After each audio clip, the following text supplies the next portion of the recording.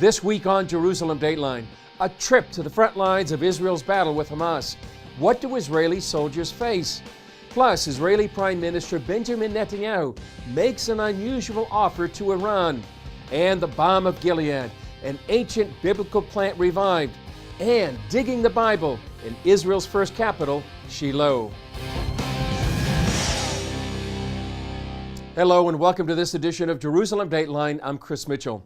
The Palestinians' UN permanent representative asked for a vote condemning Israel for what he calls excessive use of force against Palestinians trying to breach the Gaza border into Israel. It's the latest attempt of many attempts to pit the world against Israel as it defends itself. We went to the border and found those protests presented a challenge most countries have never faced. CBN News got a rare up-close look at the violence on the border of Hamas-controlled Gaza. We're standing just a few yards away from the Israel-Gaza border. This is the front lines of a more than 2-month battle between Hamas and the Israeli Defense Forces. Like many other places along the border, soldiers face deadly force. Today we've had 3 grenades thrown at Israeli troops at this specific location. It's not legitimate and civilian riot. The leaders of the riot is Hamas, and they are trying to challenge us.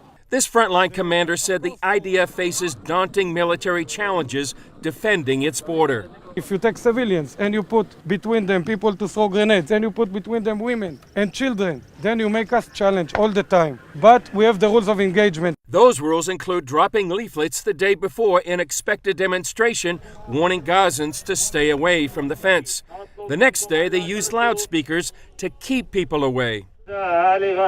هنا جيش الدفاع الإسرائيلي المنطقة المحاذية من جدار الحدود محظورة لدخول المدنيين نطلب منكم أن لا ترسلوا نساءكم وأطفالكم إلى الخط الأمامي.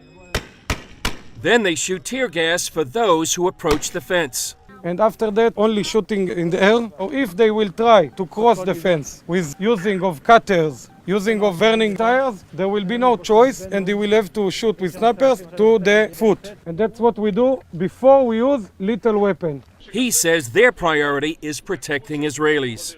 Nobody wants to cross Israel to hug the people that live in Nachal Oz or in Netiv HaAsara. That's not their purpose. A few hundred meters behind us is the kibbutz of Nachal Oz. For the soldiers who are deployed here, it's very clear. We're here to defend against a massive amount of violent rioters who are hiding terrorists behind them. They want to tear down the defenses and get inside, and our job as a military of a sovereign nation is to stop them and to defend our Israeli civilians. Throughout the demonstrations, the IDF faced criticism at the UN, world capitals, and the media. To the critics, I'd say stand in our shoes and walk in our boots a few miles, have those thousands of rioters and terrorists try to invade into your country and to risk or to threaten your civilians, and then criticize us. Thousands of miles away from the Gaza border, on June 12th, the world watched one of the most important summits in years. U.S. President Donald Trump met with North Korean leader Kim Jong-un with the goal of ridding the Korean peninsula of nuclear weapons. The outcome of that summit will have a direct impact here in the Middle East, especially in regards to the possibility of a nuclear Iran. After the summit, Israeli Prime Minister Benjamin Netanyahu said U.S. foreign policy is being felt in this region. He said President Trump has also taken a strong stand against Iran's efforts to arm itself with nuclear weapons and against its aggression in the Middle East. This is already affecting the Iranian economy.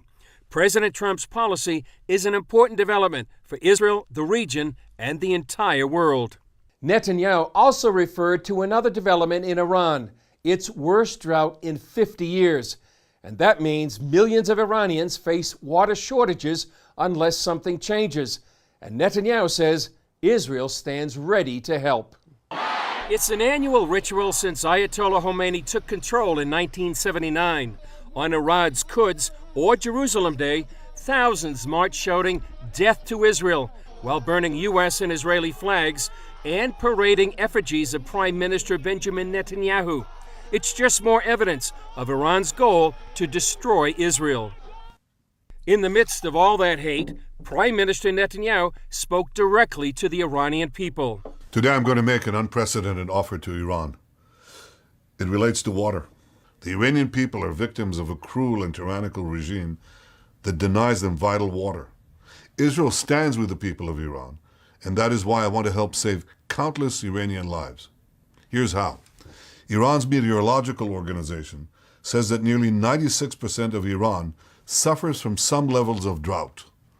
Issa Kalantari, a former Iranian agriculture minister, said that 50 million Iranians could be forced out of their homes due to environmental damage. 50 million. Netanyahu pointed out Israel also faces water challenges and has developed cutting-edge technologies to solve those challenges. Israel recycles nearly 90% of its wastewater. That's far more than any other country on earth. We invented drip irrigation. Our technology targets individual plants with exactly the nutrients they need for each plant. Israel has the know-how to prevent environmental catastrophe in Iran. I want to share this information with the people of Iran. Sadly, Iran bans Israelis from visiting, so we'll have to get creative. To reach the Iranian people, Israel launched a website in Iran's own language, providing detailed plans on how Iranians can recycle wastewater, save crops, and feed their families. While Iran's leaders rejected Netanyahu's appeal, others see it as a significant gesture from one people to another. I think it was a very important statement coming from the Israeli Prime Minister to the people of Iran, that we are not just ready to renew our friendship between the nations, we are ready to help them in anything they would find useful, that Israel would help them, like water reserves. The Iranian regime shouts death to Israel. In response, Israel shouts life to the Iranian people. Coming up, digging the Bible in one of the most important places in ancient Israel, its first capital, Shiloh.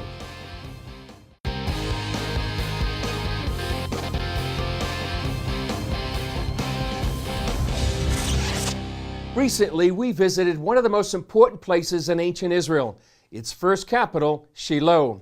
There we found archaeologists along with dozens of volunteers digging back into its history this summer. And here's my interview with lead archaeologist Scott Stripling. Well, Scott, it's a real blessing to be here in Shiloh, or some people call it Shiloh. Right. Can you describe what's going on here right now? Well, first of all, welcome to ancient Shiloh. This is the first capital of ancient Israel. Joshua was from the tribe of Ephraim, and we're in the center of Ephraimic territory right here. And it's a sacred spot because the Mishkan was here, the tabernacle where people came to connect with God. Can you describe the site at all? You have students here, you have professors, you have a lot of activity going on. What's happening? What we're doing is exposing this massive fortification wall to my right and your left, which encircles the entire site. It was built in the Canaanite period, but it was taken over by the Israelites and served as a boundary for the sacred precinct. We have students from 11 different universities participating in our consortium, which is called the Associates for Biblical Research. So under that umbrella, regular volunteers from wherever and students from universities, some of them getting college credit for doing this, can come and actually dig the Bible and reveal these things that have not been seen in thousands of years. What is digging the Bible, and why is it even so special to you? Well, you know, you can read the Bible, you can walk the Bible, but the ultimate is to dig the Bible. You know, when we actually get into the soil, like these students from Lee University, they're literally, it's under their fingernails and in their nose and their mouth and their ears, and they're exposing this ancient culture. It becomes one with you. And sort of like we came out of the soil, and as we dig into this soil, we connect with God and with each other, I think, in a very important way. And what scriptures mean a lot to you when you think about digging? Well, Psalm 102:14 is one of my favorite verses. It says, "O Zion, blessed are those who love your dust and cherish your stones." And do you see what's happened archaeologically? Is it verifying the biblical record? Oh, absolutely. We can see a clear transition, Chris, from when we go from the Amorites who first built the site into the Israelite period. For example, the bones change from 4% pig bone to 1% pig bone once we go into the Israelite period. The pottery changes, and we get the classic, what we call collared rim pottery. And so all these classic indicators that there's been an ethnic change that has taken place. What can archaeology tell the skeptics that may question the Bible? archaeology doesn't set out to prove or disprove the Bible. What we want to do is to illuminate the biblical text, the background of the text. So to set it in a real world culture, to what we call verisimilitude. So we get an ancient literary description. Now we have a material culture that matches that. Chris, you're sitting where Samuel and Eli and Hannah and these people that we have read about, they came just like us, needing answers, needing to connect with God, needing forgiveness. What are the lessons that you would like to get people to understand that really can't come here personally, but what are the lessons that people in the world need to know? Well, I think the biggest lesson is that we're dealing with real people, real places, real events. This is not mythology. The coins that we excavated today, we're talking about coins of Herod the Great, Pontius Pilate, Festus, Felix, Agrippa I, Agrippa II. The Bible talks about these people. We've got the image right there. And ultimately, Chris, if the Bible is true, then the God of the Bible has a moral claim on our lives. And as we establish the veracity of the biblical text, I hope that everyone watching will just think about that God loves us and He has a moral claim on our lives. What have you discovered archaeologically? Well, right out of the ground, we just have a piece of what we call a measuring cup. It's a stone vessel, a chalk vessel from the 1st century. About 100 BC, there was a wave of ritual purity that swept through late Second Temple period Judaism, where they began to have daily immersion in the mikveh, ossuary burial, and using stone vessels. Now this one was from yesterday, it's been washed already, so you see the same form right out of the ground and yesterday, and these are those handles from the stone vessels. Remember Jesus' first miracle at Cana, they were stone jars full of water. That's that ritual purity culture of the 1st century. Here's the bone bag from this particular locus.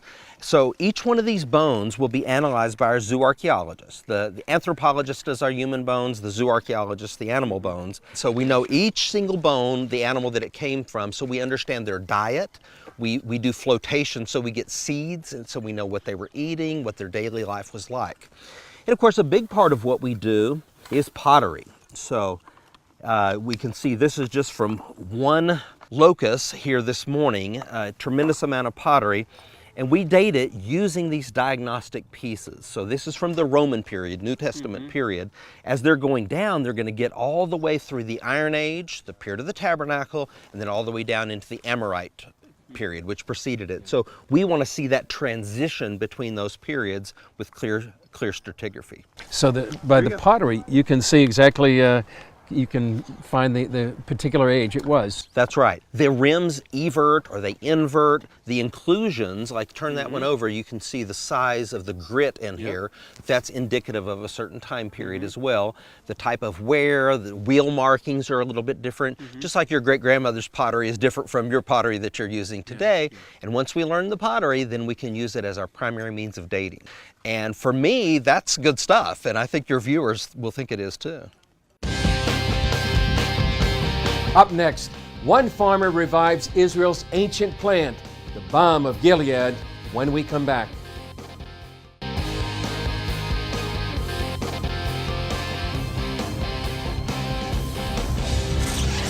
The Bible speaks about the balm of Gilead.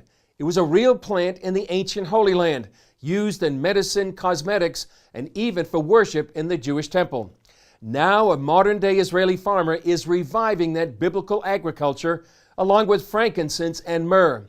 But as Julie Stahl reports, he's also getting some resistance. Meet Guy Ehrlich, visionary, farmer, and possible provider of plants needed for incense for a future third temple. We are at the Balm of Gilead farm. This is the nursery. The vision was to make agriculture of the Balm of Gilead and then to make an industry out of it.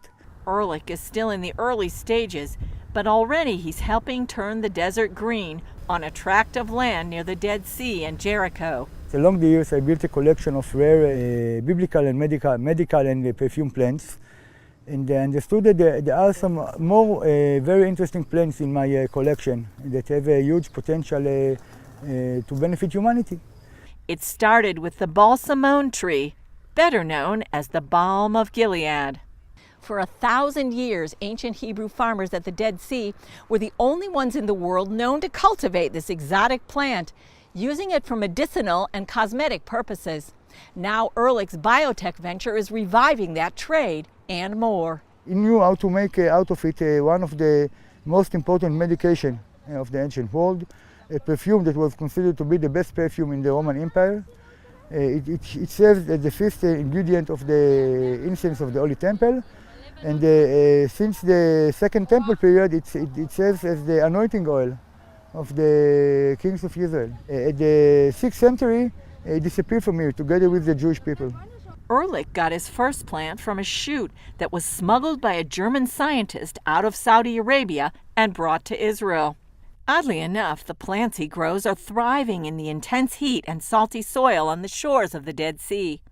I believe that in the future it would become a medicine. Before it would be a medicine, it will be a nutraceutical and a cosmetic.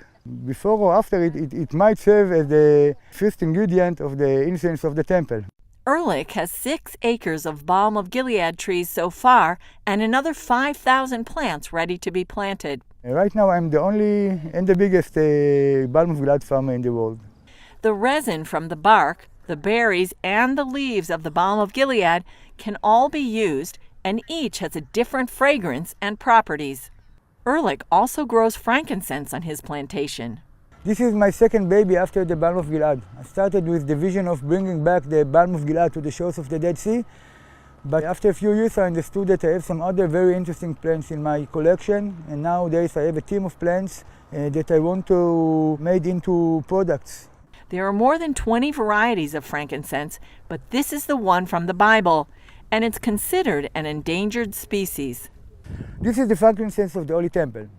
Now, there is no agriculture for this tree. This tree only grows wild in different countries at the Horn of Africa, and since there is such a big demand for this, there is overusing of the plant. Ehrlich is also growing myrrh, and there may be a connection to the gifts the Magi brought Jesus at his birth. Another way to introduce myself is as a Magi. We know the 3 Magi that brought Miriam presents. They gave her frankincense and myrrh and gold. Now there is a claim that the gold is the balm of Gilead because it was more precious than gold. This is the diamond of the incense. This is the diamond of the medical plants.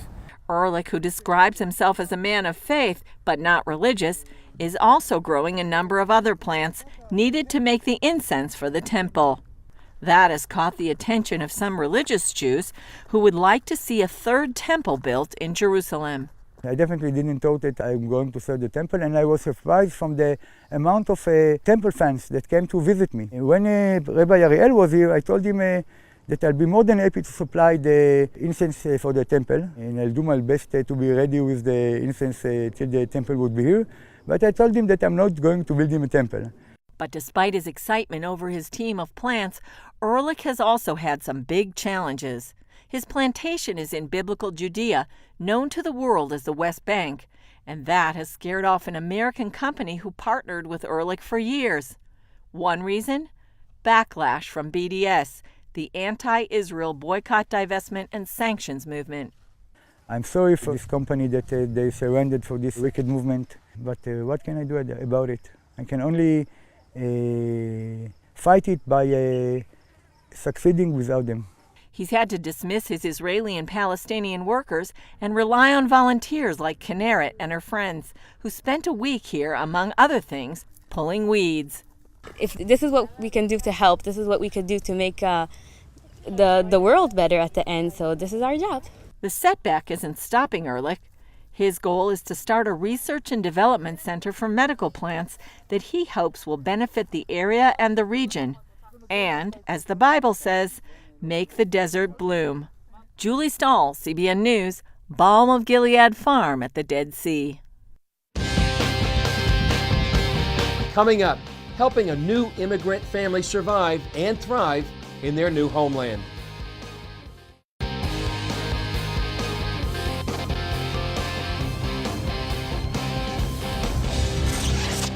Jewish people returning to Israel is prophecy fulfilled, and for many, a dream come true.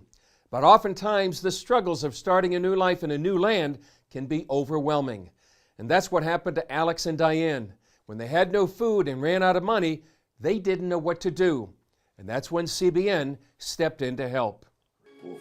Alex and Diane are a young Jewish couple who immigrated to Israel from Belarus.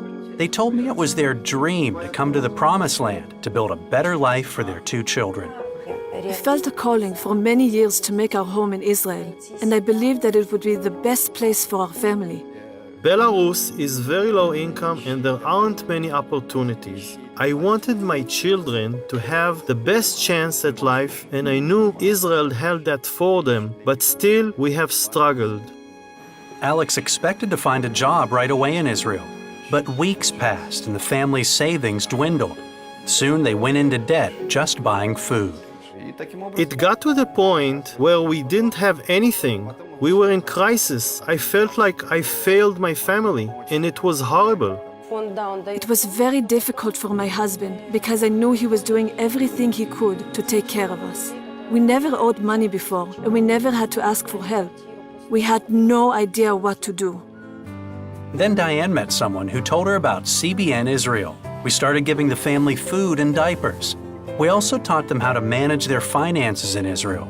We gave them some money to get them out of debt and even helped them find furniture for their apartment through a local ministry partner. We couldn't believe it, that you would just give this support and expect nothing in return. You made sure my children had food to eat. Thanks to CBN Israel, the family got through that difficult transition. Now, Alex works full-time installing drywall and is supporting his family. It means so much to know that you wanted to help us. Thank you for this. You have given us a great start, and now we have a bright future in Israel. The situation we were in had nearly squeezed the life out of us, but you gave us air to breathe again. Now we want to help others, just as you have helped us. Thank you. Well, that's all for this edition. Thanks for joining us. Remember, you can follow us on Facebook, Twitter, Instagram, and YouTube. I'm Chris Mitchell. We'll see you next time on Jerusalem Dateline.